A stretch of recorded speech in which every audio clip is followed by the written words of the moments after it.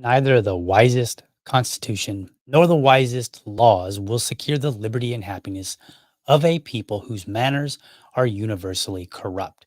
Samuel Adams, American statesman, political philosopher, and a founding father of the United States.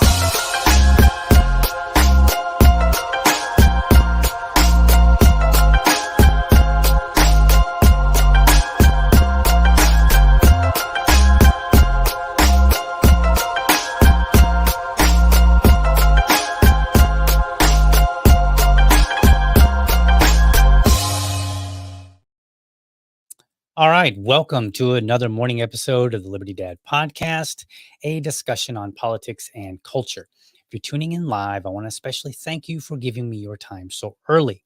This morning, we're going to tackle another bill review. How exciting is that? Well, we'll see. Now, before we get into this bill review, because look, let's face it, folks, when you start talking about anti-Semitism and you push back on these kind of bills and support for them, people get a little touchy. So let me give you a little bit of precursor. I generally don't like bills. Like when I review them, I generally oppose them, all of them.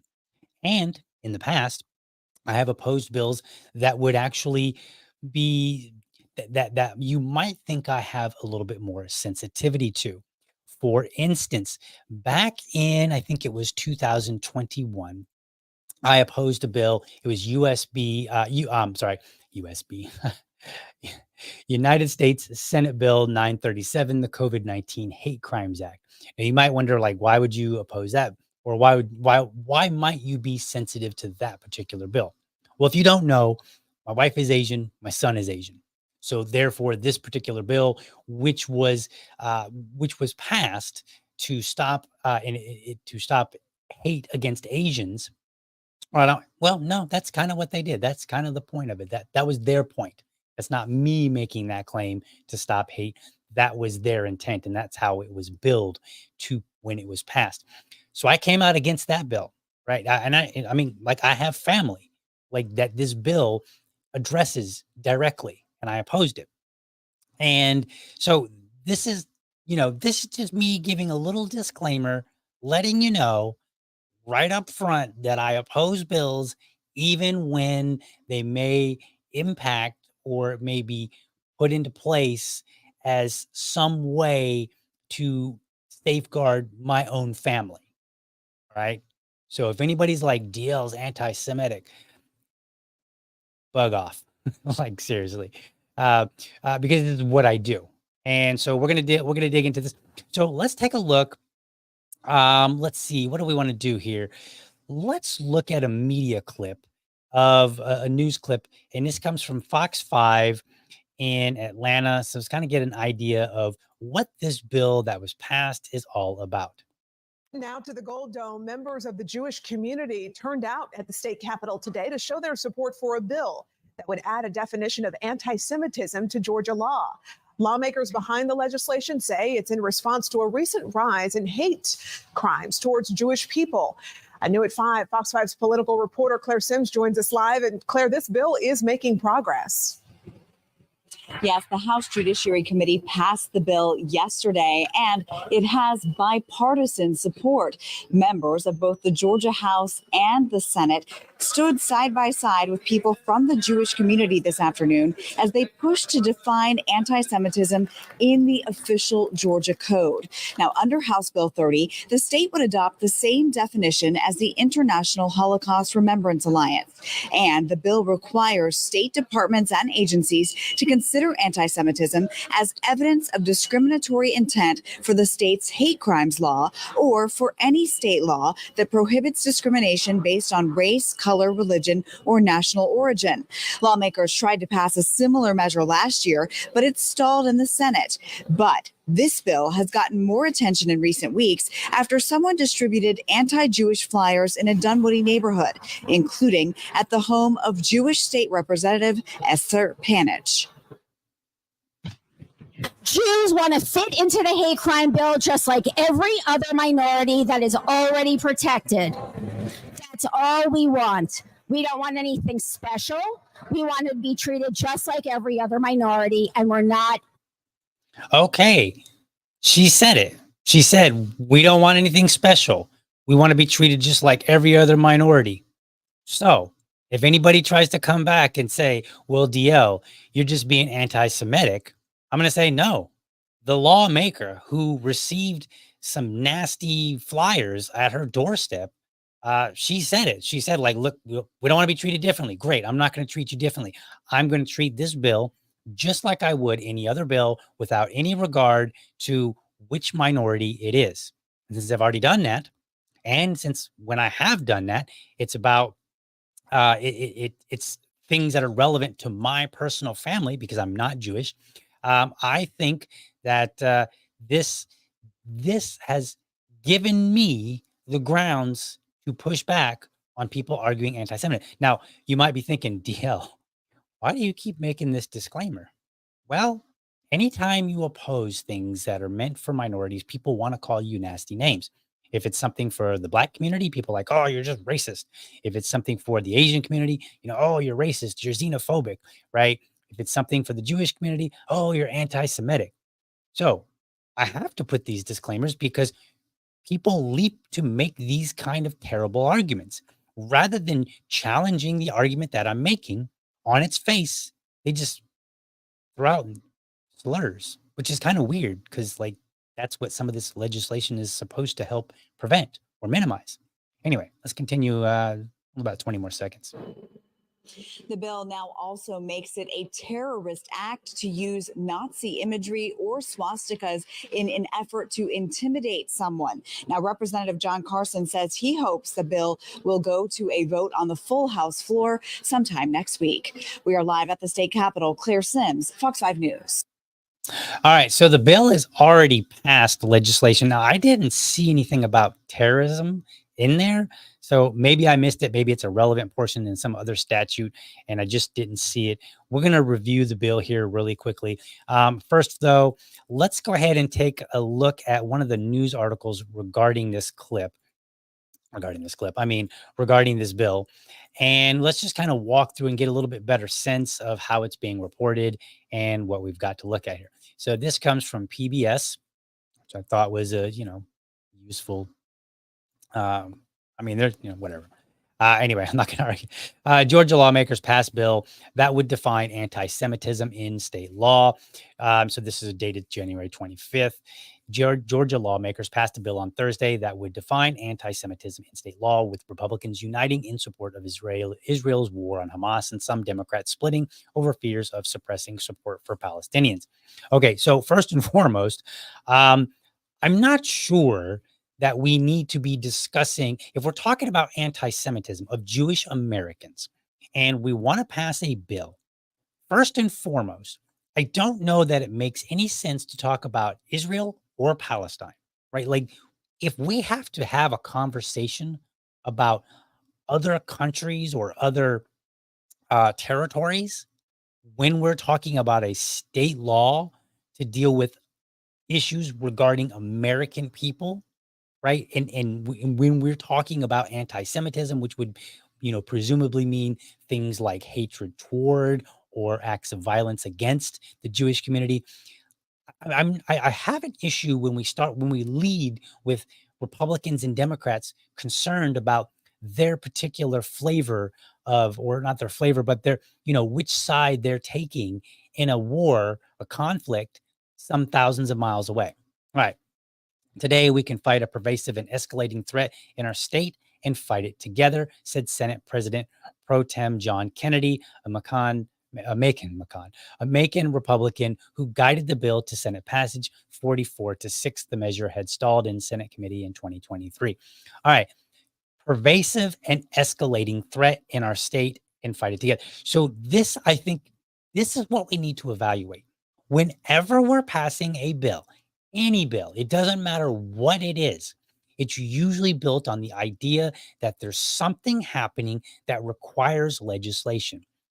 We need to evaluate that information. Now, unfortunately, I could not find, I'm sure it's out there if I dug a little deeper, but I could not find anything that said, hey, this is what we're basing our need for this particular legislation on, right? It's just kind of like People will say it and everybody assumes it to be true.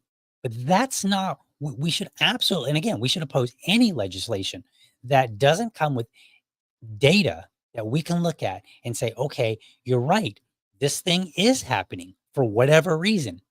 Now, as a libertarian, I would argue once we have that information, the first thing we can do is say, well, is legislation our best approach? Do we have to have legislation?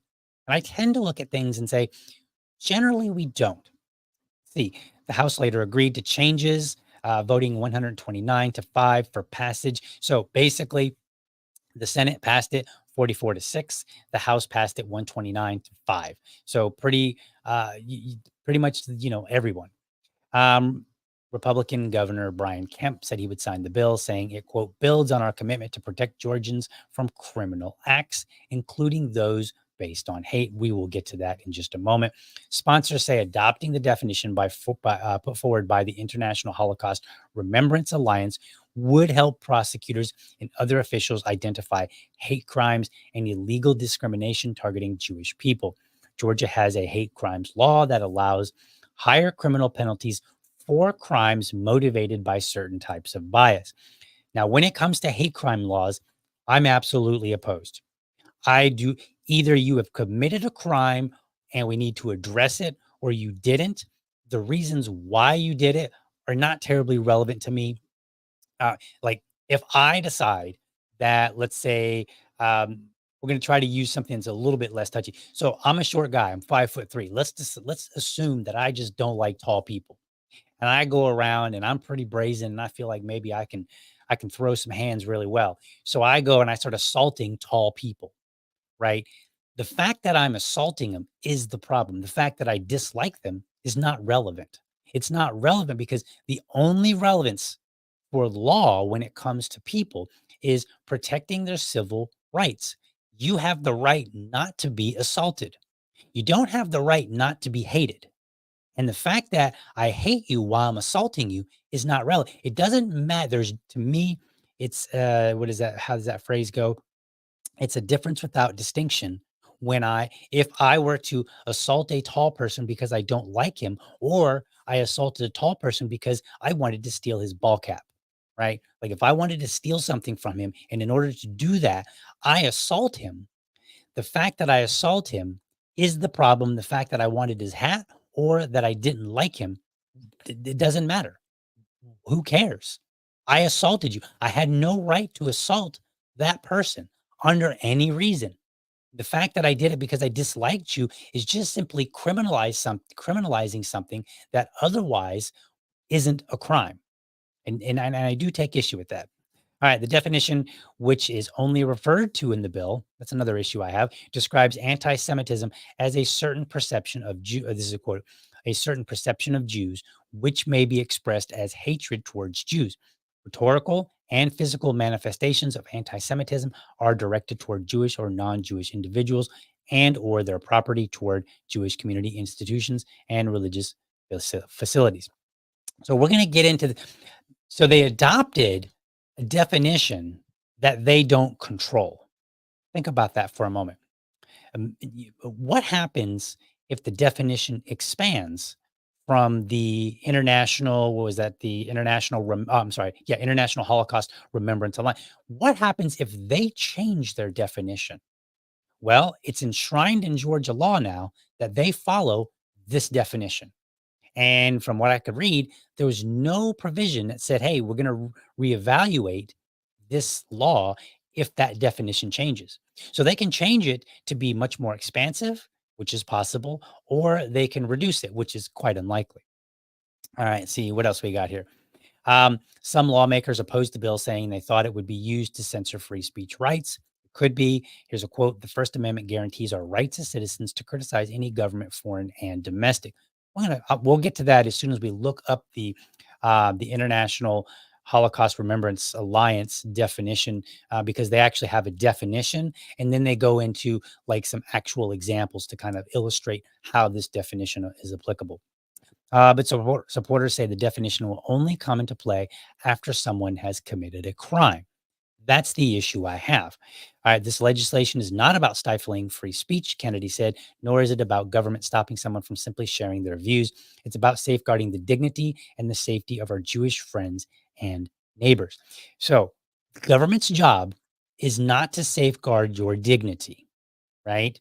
Because dignity is very subjective. I, as someone who's of Native American descent, if somebody were to make fun of Native Americans, Indians, if you will, then I might say, well, my dignity has taken a hit. But the problem is, I get to control my dignity a lot more than somebody else. Somebody can say all kind of things about me that they want and say, they can make jokes and they can say, "Hey man, you're going to wear a headdress," or I can't really think of any mean jokes that might come my way, but somebody could make those kind of jokes toward me, and I could hold my head high and I could say, I still have my dignity because you sure as hell can't take it because it's my dignity. It's almost like my self esteem. I have my self esteem, which I control. I control my dignity as well. It is not the government's job to ensure, to safeguard my dignity. It is only the government's job to ensure that somebody does not violate my rights. I have no right to dignity, whatever that even would mean. I do have the right that somebody cannot ever lay a finger on me unless it is in self defense. All right. So let's continue on. In at least 8 states nationwide, lawmakers are working on measures to define anti Semitism, part of an upsurge of legislation motivated in part by the Israel Hamas war. See, this is part of the problem that I take with this. The Israel Hamas war has divided people for a number of legitimate reasons, right? Now, in some reasons, maybe you could argue they're not legitimate. For instance, some people simply side with Palestine and say, "Hey, look, Palestine should get all of the land." Other people say that Israel should get all of the land. And there were people who were, when the war broke out, there were people who flat said, "Hey, we should make Gaza a glass parking lot." I want you to think about that for a moment. A lot of talk about, hey, Israel and the Jewish population. What about Palestinians, right? What about innocent Palestinians, of which the majority of Palestinians right now are children or they're people who could not have voted Hamas in. Now, I don't want to get down the rabbit trail, but what I'm pointing out that since this legislation is motivated by that war, we need to look at it and say, is there legislation that is that in some way is protecting the Palestinian population? Because we had government officials say, "Hey, we should flatten the whole region there." Not the whole region, but all of Gaza. Like, we had people in government saying this. Make it a glass bar, or maybe in some cases they weren't necessarily government, but they were high profile voices. And nobody was like, "Hey, you know what? Maybe we need some hate crime legislation to protect the dignity of Palestinians." Okay? See, when it comes to law, if we want to treat people equally, then that means whatever we do for one, we should be willing to do for another. And in this particular case, PBS is stating that this legislation is driven by a conflict between two groups of people. Yet we're only hearing about legislation to protect the dignity of one of those groups of people. The US has both. They have Israelis, they have Palestinians. All right, let's continue on. Let's see. Arkansas passed such a law last year. New bills are pending this year in Indiana, Florida, Massachusetts, New Jersey, and South Dakota. So there's lots of bills. All right, let's see. I think that's enough for this particular. So we'll just kind of move on here. Let's see what we've got here. Let's look at, you know what? Before I look at the bill, I want to show you something interesting. So remember a moment ago, I said that I had opposed Senate Bill 937, the COVID-19 Hate Crimes Act. And one of the reasons that I opposed it is that particular bill, when I saw the reporting of it, they linked to a report by the AAPI organization, which is the Asian American Pacific Islander. I think it was like Stop Hate AAPI. I think that was the full name of the organization. So it was Stop Hate Against Asian Americans and Pacific Islanders. So they come out with a report, and they've got a couple of annual reports that you can go and look up. So here's what they pointed out, and here's what I quibbled with back then. And this was in episode 57. So we're at episode 268. So this was a long time ago that I did this. It was back in like 2021. All right. So let's see what we've got here. So in this particular, and I'm going to adjust this so I can see a little bit better. Oh, goodness. We've got some, how about we do that? Make that look a little bit better here. All right. So this was in the report for Stop AAPI, and they said, here are some types of discrimination: harassment, physical assault, which I would agree is a problem, avoidance or shunning. Now, I want you to look at that: avoidance or shunning. We passed a bill at the federal level that based its need on things like avoidance or shunning.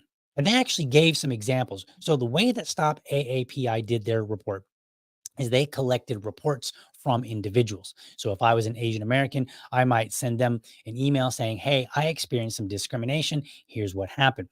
And then in that report, they actually put out some examples of each one of these. Now, some of these are pretty obvious and straightforward. Physical assault, that's unacceptable. Period. End of story.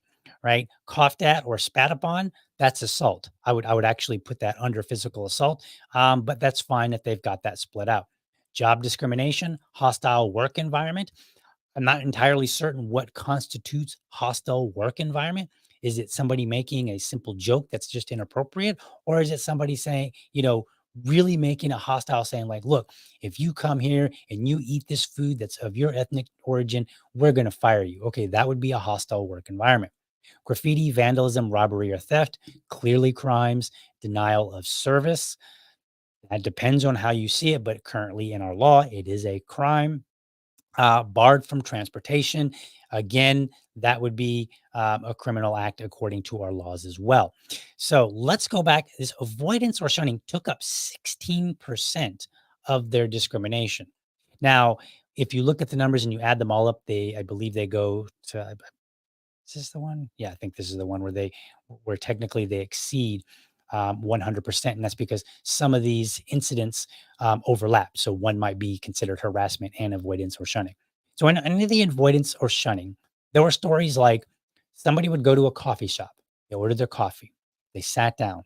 They were the only person in this side of the restaurant.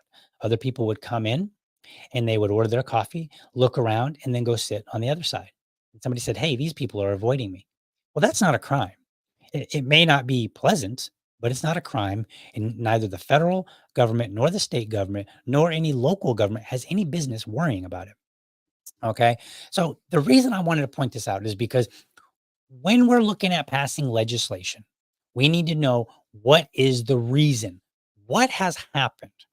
And in this particular case, we actually had something to look at and we could go and evaluate and say, hey, harassment. And there were some stories like somebody would say, like, oh, you Asian people, you should have stayed in China. Again, very unpleasant, very mean, but it is not a crime.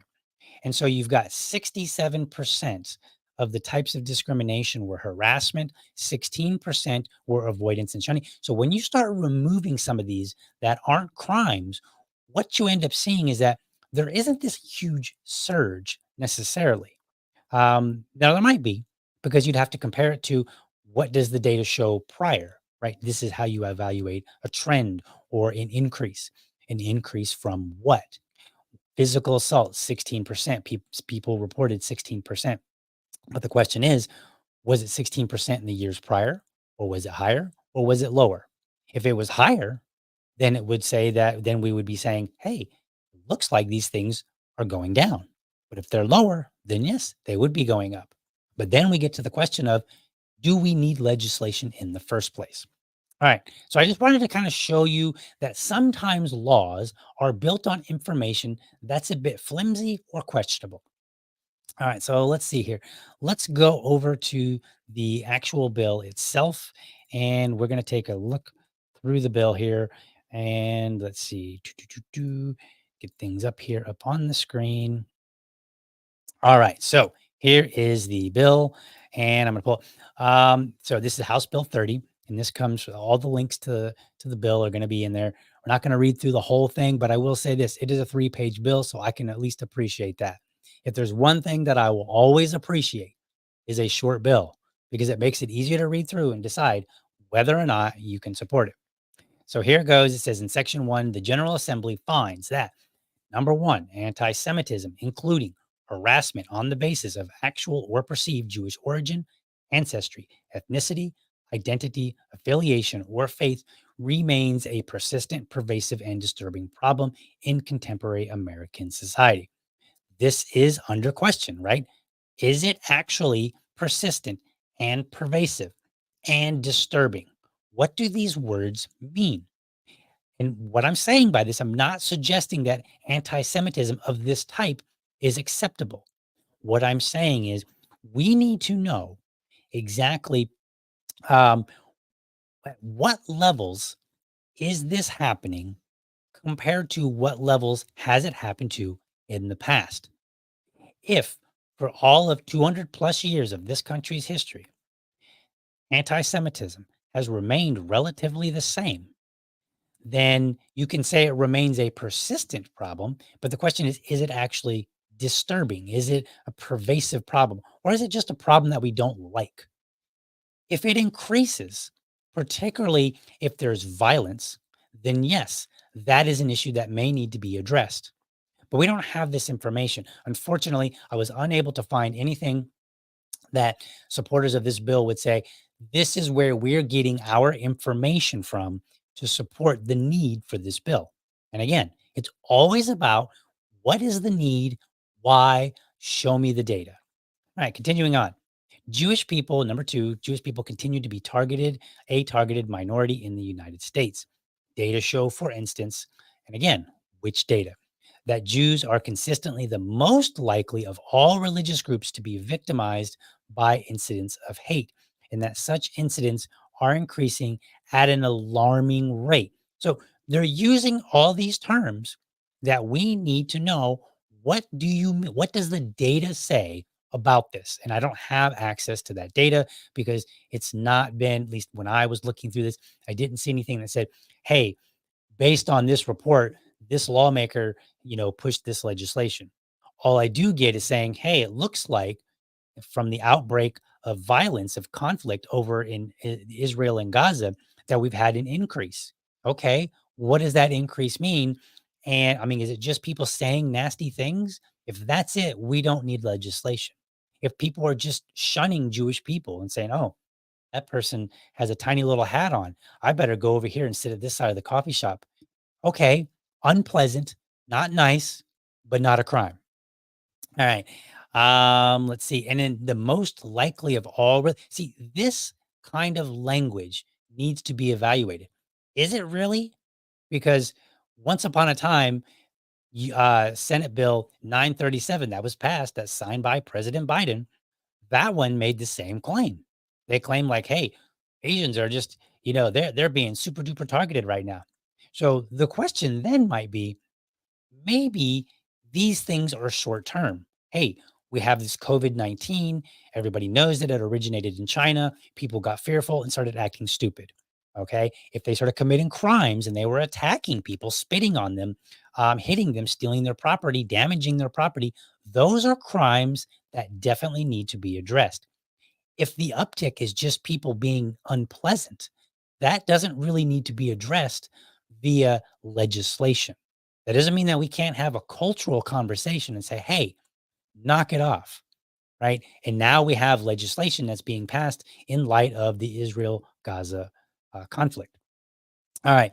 State officials and institutions have a responsibility to protect citizens from acts of hate and bigotry motivated by discriminatory animus, including anti Semitism, and must be given the tools to do so.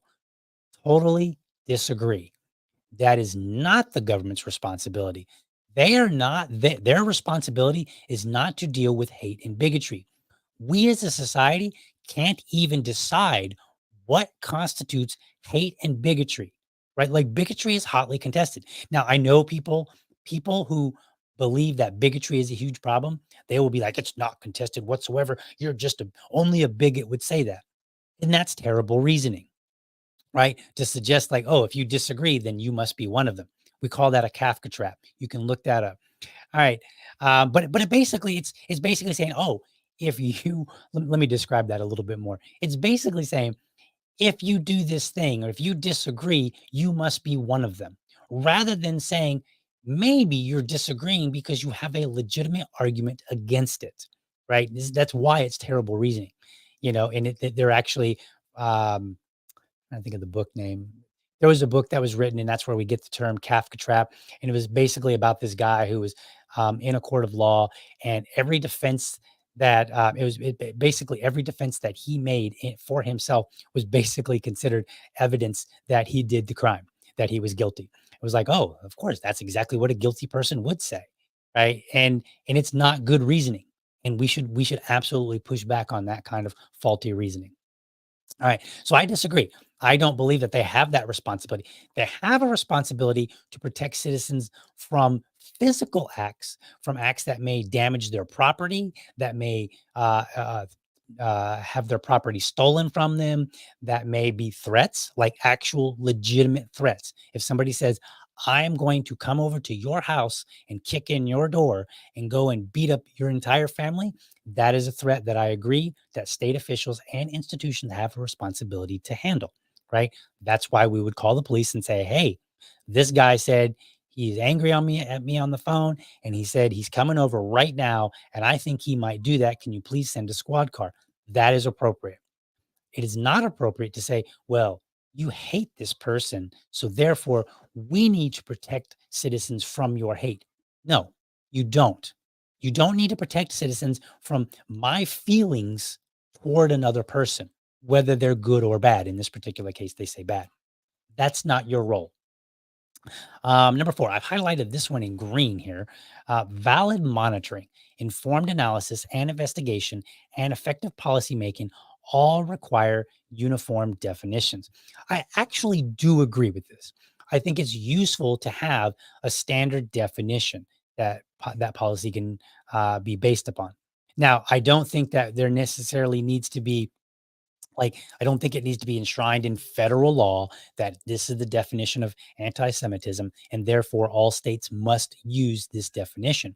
So I think our current setup, where governments and locales will say, well, this state over here defined this term in this way, we shall also. I'm okay with that. I have no issue. So I think this is fine. While there, number 5, and I don't have it highlighted just because I got a little bit lazy.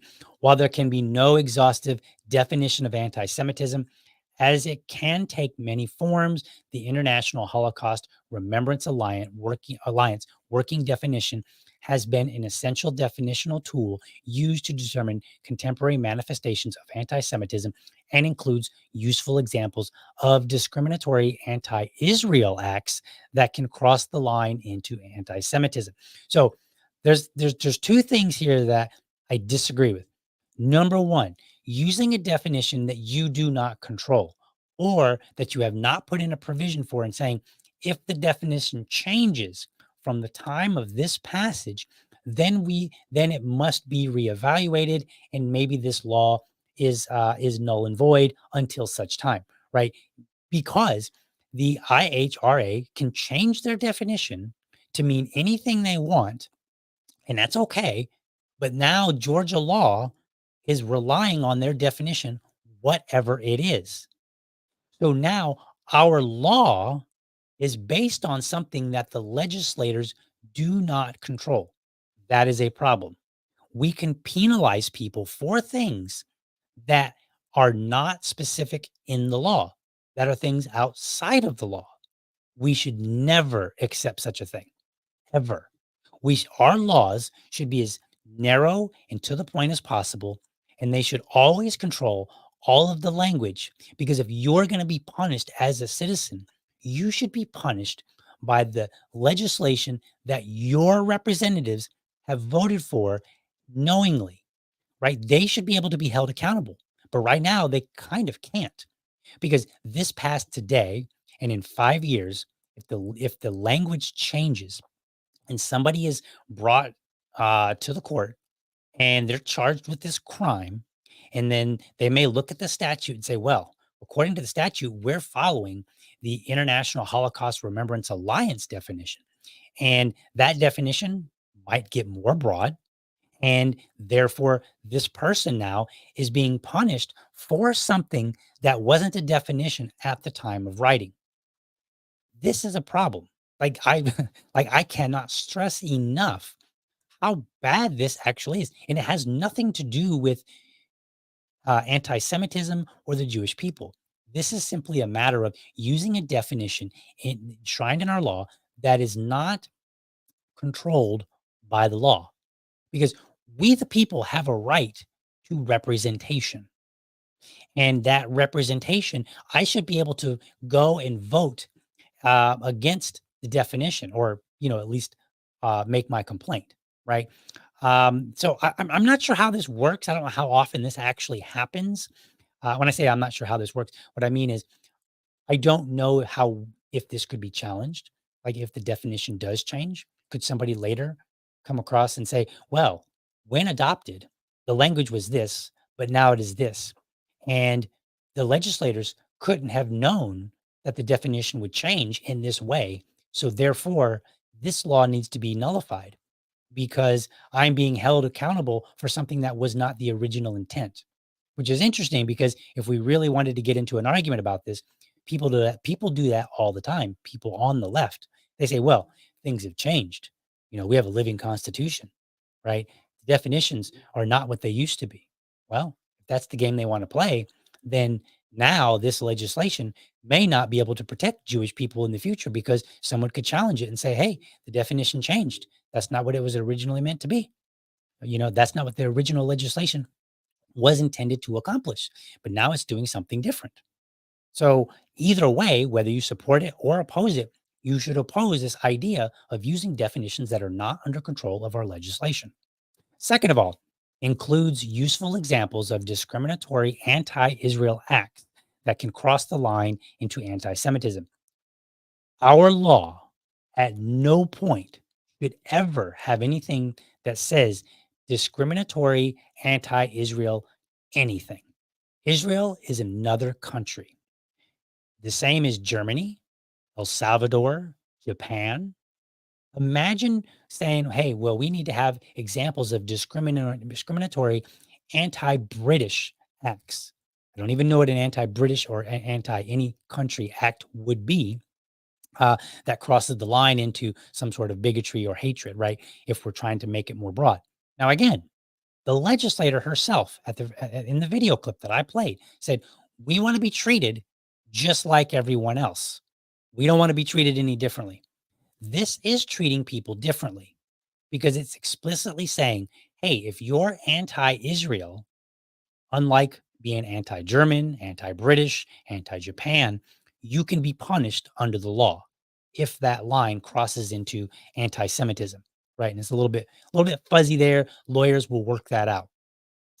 But I feel like this is treating people differently because we're talking about now, if you have look, I can dislike any other country that I want. It's my freedom as an American for any reason that I want.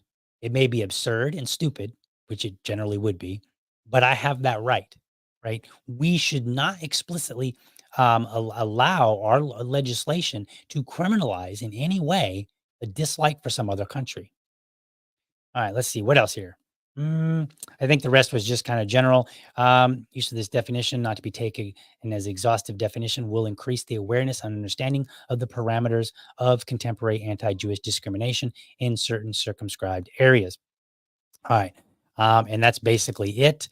And so then they go in here and there's kind of like formalizing everything that I just read. Let's see here. Nothing in this code shall be construed to diminish or infringe upon any right protected under the First Amendment to the United States Constitution or the Georgia Constitution. Nothing in this code shall be construed to conflict with local, federal, or state discrimination laws. Basically, if you want to be a bigot and say mean things, like you're allowed to, just as long as you don't do anything that's an actual crime, a violent crime, property crime. But if you commit one of those, then you can be held accountable now for the motivation for doing so. All right. And that motivation could be perceived, by the way. And we've seen news stories where somebody was accused of being a bigot, and you look at the information, you're like, I don't know that they were actually driven by being a bigot. I think they just didn't like that one person. At any rate, so this is the bill. It's 3 pages long. I encourage you to read it. I will have it, or it is already in the show notes. I'm getting a little ahead of the game there here. So let's talk about let's go back to this. What is the International Holocaust Remembrance Alliance? How do they define it? So let's talk about that really quickly, and we'll walk through that and then end this episode here. So let me pull that up because I thought that was kind of interesting. Because I mean, if our law is going to be based on it, then we should have an idea of what does it even say. So let's pull that up here real quick. Let's see here. Do, do, do. All right, there we go. Working definition of anti-Semitism. Nice and easy to read there. All right, let's skip down here. Here it is, right here in blue. So this is their definition. Anti-Semitism is a certain perception of Jews, which may be expressed as hatred toward Jews. Rhetorical and physical manifestations of anti-Semitism are directed toward Jewish or non-Jewish individuals and or their property, toward Jewish communities, community institutions, and religious facilities. Now, that doesn't quite tell you exactly like how does this play out in the real world? Like, what does that actually mean? So, to guide IHRA in its work, the following examples may serve as illustrations. I like this. In fairness, I will give them credit for kind of putting out there, like, what does this mean in practice? So let's take a look. Manifestations might include the targeting of the state of Israel, conceived as a Jewish collectivity. Now, again, it's not a crime. It is not, nor should it be a crime in the United States to dislike or hate another country or everybody in that country. That doesn't mean you're a good person. That doesn't mean that we culturally should accept it. That just means we shouldn't have legislation against it. However, the criticism of Israel, similar to that leveled against any other country, cannot be regarded as anti Semitic. Anti Semitic frequently charges Jews with conspiring to harm humanity, and it is often used to blame Jews for, quote, why things go wrong, end quote. It is expressed in speech, writing, visual forms, and action, and employs sinister stereotypes and negative character traits. I don't disagree with any of that. The only disagreement that I have here is whether or not this belongs in our law. So here are some of the contemporary examples for which I will quibble with a few. Calling for, aiding, or justifying the killing or harming of Jews in the name of radical ideology or an extremist view of religion. Completely agree. That, I believe, is a threat, and a threat is a crime. And I'm very comfortable with having actual threats like this enshrined in our law saying, hey, we might punish you if you make a credible threat.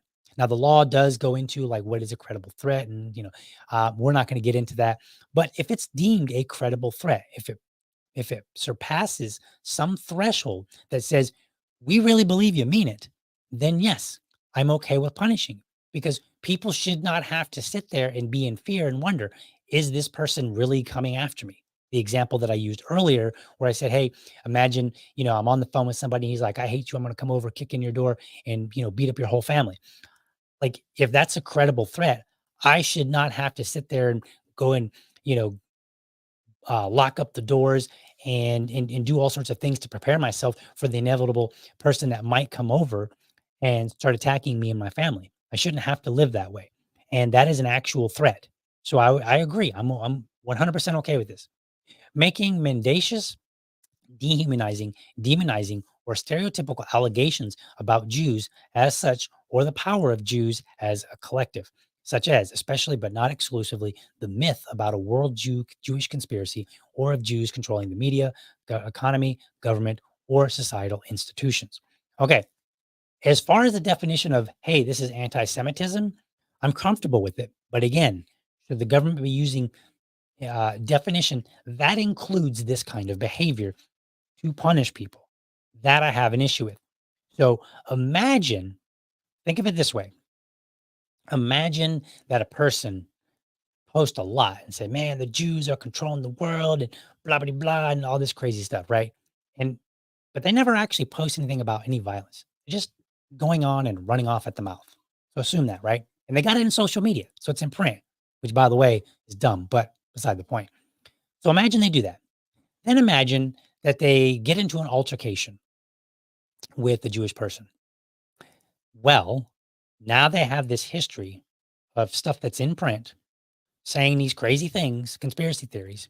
And then if they get into an altercation, then they have to prove that these two are unrelated. They might be. It might just be that they got into an altercation with somebody for reasons unrelated, right? They ran into somebody and they, some sort of conflict brewed and they got into a fight, right? And maybe they're guilty. Maybe they were the one that took the first swing, right? So they would be guilty of that crime. But the question here is, should they also be guilty of running off at the mouth about stereotypes and, dumb things like this? No, I don't think so. Legally, no. All right. So this is why I think that we should not be using this definition. Accusing Jews as a people of being responsible for real or imagined wrongdoing committed by a single Jewish person or group, or even for acts committed by non-Jews. Again, this is not something that should be a crime. You should not be held accountable for it. Denying the fact, scope, mechanisms, example, gas chambers, or intentionality of the genocide of the Jewish people at the hands of National Socialist Germany and its supporters and accomplices during World War II, the Holocaust. Again, I'm okay with this as being a definition of this is what it means to culturally be an anti-Semite. Like, I'm okay with that. Not okay with saying, hey, you know what? If we see the stupid jokes all the time, 6 million is way too high, right? Dumb jokes. I don't make them. I don't think it's appropriate for people to make them, whatever. But if somebody wants to make that joke, or if they want to believe it, if they want to say like, no, it really wasn't 6 million. It was really only like 300,000 or some, crazy number, right? Like, they can believe that. That's okay. And they can say, well, the Jewish people are just, perpetuating this myth. Like, that's okay to believe. And I mean legally okay, not necessarily culturally. I think this is I think you're a fool if you believe these kind of things. I think it's well documented.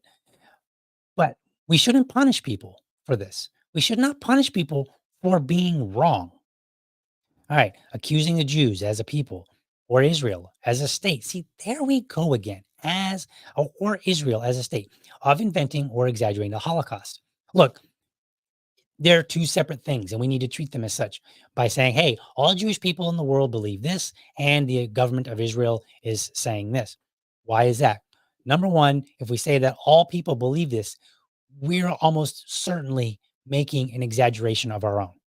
However, if you say, well, this government is pushing this idea and the government is wrong on this, well, the government should always be in a position to be criticized, whether it's right or not. It doesn't matter. I can say anything that I want about the US government. I can say, man, the US government is listening to my podcast right now. They're recording it and they're going to use it for future evidence against me. I can say that, and maybe they are and maybe they're not, right? But the point is, we should always leave open the opportunity for citizens to criticize governments, whether it's our own or another one, on any grounds, whether right or wrong. And we should never have a situation where somebody could be punished for criticizing a government. That's literally the point of our First Amendment, is to be able to criticize our own government. And if we can criticize our own government, then how much more should we be able to criticize somebody else's government? Again, right or wrong. Accusing Jewish citizens of being more loyal to Israel or to the alleged priorities of Jews worldwide than to the interest of their own nations. Now, this is very interesting because the lawmaker said we want to be treated the same as other people. Do you see any legislation that suggests that we're not allowed to accuse Russian people of being more loyal to Russia than the United States? Imagine if you're a Russian and you're a citizen here in the United States and you're sympathetic in some way to Russia. Maybe you've got family there, whatever. And somebody says, well, you're more loyal to Russia than you are the United States. Any legislation against that? No. What if you're Palestinian? Is there any legislation that says, hey, you're more loyal to the people in Gaza and the government in Gaza, to Hamas, than you are to your own country? Anybody arguing that they shouldn't that this is a problem? Is there any legislation for that? We are not treating people equally, because if we were, then we would be penalizing other people for the same thing. All right, denying the Jewish people their right to self-determination by claiming that the existence of a state of Israel is a racist endeavor. Now, again, there's lots of arguments about, should Israel be a state? Should they have as much land as they, so on and so forth. These are all arguments that people can and should have. And we should dig into the historical record and just continue arguing about this. And in order to do this, in order to have these arguments, you at some point would have to say, I believe that that the data supports this particular position, whatever that position might be. And then somebody else would come along and say, I believe that you're missing some context, and here's some more information that suggests otherwise. That is how we get to the best of ideas. So we're literally criminalizing people looking at data incorrectly, right? In whichever way it may be. I'm not taking a particular position in this matter. All right. Applying double standards by requiring a behavior not expected or demanded of any other democratic nation. So that's kind of amusing, because we're not passing legislation that ensures, look, let's put it this way. We could easily pass legislation that says, look, if you are somebody that's showing sympathy, we could say, if somebody is showing some level of sympathy to another country, it is illegal, or it could be a crime in certain instances if you accuse them of having more supporting some other country more than the US government. We could do that in very general, broad terms, and it applies to everyone. But instead, we've done it with one particular group of people for one particular country. And then we're going to turn around and we're going to say, hey, you can't have a double standard by requiring or having some expectation that's not demanded of other people or another democratic nation, right? So this is the problem. We're not treating people equally because we're singling them out in a seemingly good way. Like, hey, there's anti-Semitism. We need to address it. So therefore, we're going to put this into law, and it's going to be based on this this outside definition, which here are some examples of what that means. All right, let's see. Using the symbols and images associated with classic anti-Semitism, claims of Jews killing Jesus, or blood libel to characterize Israel or Israelis. So again, this is not something that somebody should be punished for. Because again, in this country, we have freedom of speech. We have the freedom of expression. But we're undermining it by applying a definition that we don't control, that is clearly here saying, these are the things that make you anti-Semitic. And we're saying in Georgia and in other states, you could be potentially punished for these things if you committed a crime and these other things are applicable. So again, if you draw things, or you make, let's say you wrote a short story talking about how the Jews killed Jesus, right? And then you ended up getting in an altercation with somebody. This could be used against you and say, hey, look, this person is anti-Semitic. We should punish them a little extra hard because they committed a hate crime. This is a problem. Drawing comparisons of contemporary Israeli policy to that of the Nazis. We should always be able to criticize any government. We can criticize our own government. We should sure as heck be able to criticize somebody else's. And again, right or wrong, right? No government is exempt from reproach. And again, I can be wrong on that. Holding Jews collectively responsible for the actions of the state of Israel. Again, this is something that I think is fair to put as an anti-Semitism definition and say, like, this is what it means to be anti-Semitic, because you're basically saying everybody that's this kind of a person must agree or be responsible for the actions of a country that they may not even live in, nor have any opportunity to persuade how that country acts. I think that's a fair definition. I think it's fair to include that under anti-Semitism. But again, the question is whether or not these definitions need to be tied to legislation that can bring legal punitive actions toward an individual. And I think that it's very clear that when we look at this, we see that we're not treating people equally because we're highlighting people in a way that makes it seem positive. Hey, we want to stop this anti-Semitism. But number one, we haven't even identified what the level of anti-Semitism is.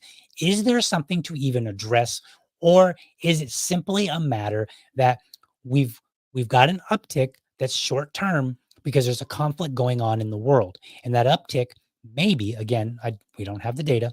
Maybe that uptick is just people running off at the mouth. Well, if they're running off at the mouth, we don't need legislation. If there are actual crimes against our property, spray painting somebody's synagogue, crime. You need to be punished for it. Assaulting somebody, crime. You should be punished for it. Threatening them, a credible threat of bodily harm or property damage, you should be punished for it.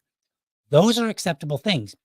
We need to separate those from things that are not crimes. Shunning, making nasty, nasty media about them, saying nasty things online, those are not crimes, nor should they ever be for anyone. That's what it means to be treated equal, and that's where our laws should protect the rights of people against violent acts against them or their property. That's it. All right. Let's look at some comments here. Let's see what we've got. We got a good handful of comments. Let's see. DL, a libertarian would not initiate violence. I agree. They would not, nor should anybody. Now, if you do initiate violence and you claim to be a libertarian, well, now your libertarian creds are up in question, along with the fact that we should punish you for initiating violence. Let's see what else we got here. I agree here. Didn't get it up there. All right. So I agree. First Amendment says freedom of speech doesn't have any exclusions. Totally agree. Lots of things are free speech, even nasty, unpleasant things. If you, again, I'll use myself as an example. If you want to say nasty things about me being a Native American, fine, whatever. You shouldn't be punished for it.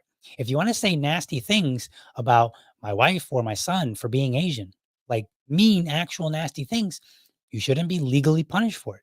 Now, that doesn't mean I'm going to be your friend and you'll probably never get an invite to come into my home, but you shouldn't be legally punished for it. That's what it means to be a defender of free speech. People can say all sorts of nasty things about other people, true or not, and that is legally permissible. All right, let's see what else we got here. Speech only hurts feelings. It does. Once speech crosses over into an action, then we punish the action. And it doesn't, I am not as concerned at all the motivation for your action.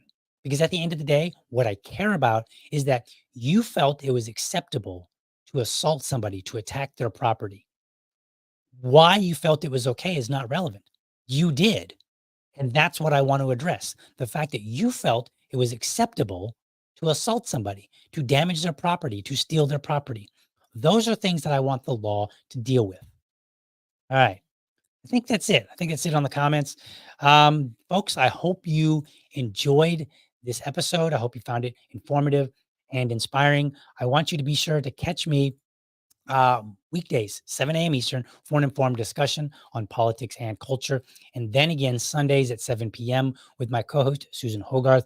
We look across the vastness of tyranny in this United States, which I'm legally allowed to say because I can criticize my government and I can criticize any other government for that matter.